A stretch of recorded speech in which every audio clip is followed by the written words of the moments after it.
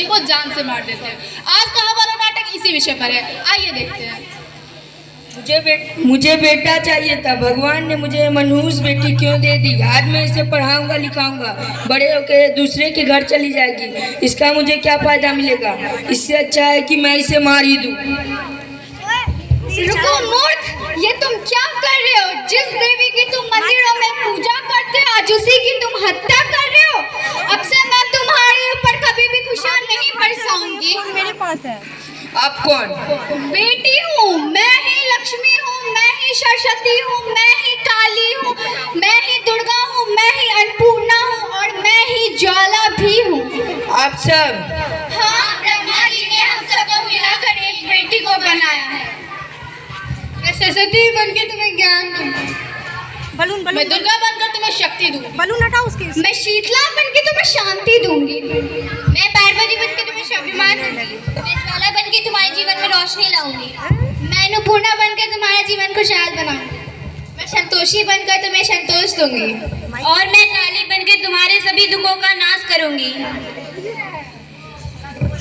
नहीं, मुझे माफ कर दे, मैं आजकल के हालात देखकर डर गया था। हालात को दोष मत दो मूर्ख, ये हालात भी तो तुम जैसी गंदी सोच के लोगों ने ही बनाए हैं। अगर इतना ही डर है तो अपनी माँ को मारो, अपनी बहन को मारो, अपनी पत्नी को मारो। हमें क्यों मार रहे हो? हमें क्यों मार रहे हो? डर तुम्हें लग रहा है तो तुम मरो, हमें क्यों मार रहे हो? हमें क्यों मार रहे हो? बेटे के मुंह में, क्योंकि बेटा वंश चलाता है। अरे मूर्ख, अगर बेटा वंश है तो बेटी देवी का अंश है, अगर बेटा आन है तो बेटी शान है, अगर बेटा गीत है तो बेटी संगीत है, अगर बेटा भाग्य है तो बेटी भाग्य विधाता है। क्या सबको माँ चाहिए, बहन चाहिए और पत्नी भी चाहिए, मगर बेटियाँ क्यों नहीं चाहिए? मगर बेटियाँ क्यों नहीं चाहिए? क्या कसूर है उनका जो उन्हें मार देते हो? क्या कसूर है? क्या कसूर है? उठिए देवी, हमको मनुष्य को घर सुख समृद्धि और शांति लाने आते हैं, पर वे तुम्हें मार देते हैं। जबकि ओस की बूंद सी होती है बेटियां, माँ बाप को जरा सा भी दर्द तो रोती है बेटियां।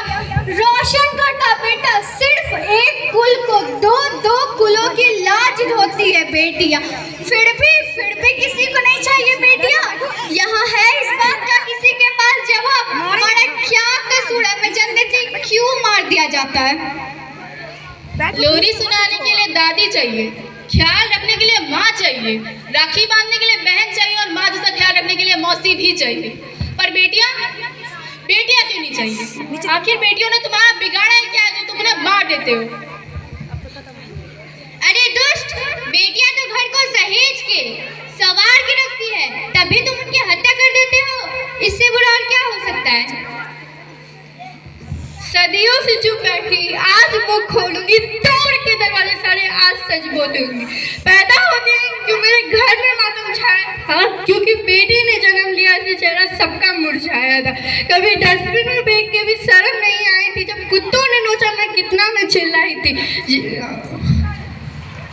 कभी झाड़ियों में फेंका, कभी गंदे नालों में। ऐसा स्वागत होगा मेरा आया ना ख्यालों में। दर्द सहना तो हमने गर्भ से ही सीखा है, सुलूक तो हमारे साथ जानवर तरीका है, बदतमीजी तो हमारे साथ बचपन से ही जारी है, घर के अंदर बाहर खूंखार शिकारी है।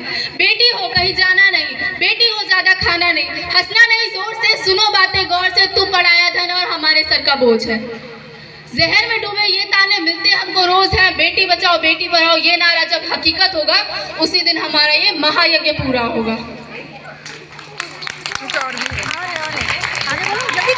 नहीं, अब मैं समझ गया हूँ। बेटा और बेटी एक ही सिक्के के दो पहलू हैं। अगर हमें अपने भविष्य को उज्जवल बनाना है तो बेटी को बचाना होगा।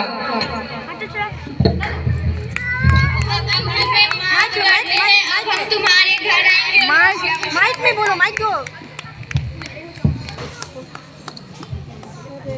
चलो थैंक यू। रुको अरे अभी तो देखा आपने, इस नाटक के माध्यम से हमने आपको दिखाया कि हमें बेटियों को बचाना कितना जरूरी है। अगर हमें अपने देश और अपने भविष्य को उज्जवल बनाना है तो हमें बेटियों को बचाना होगा। धन्यवाद।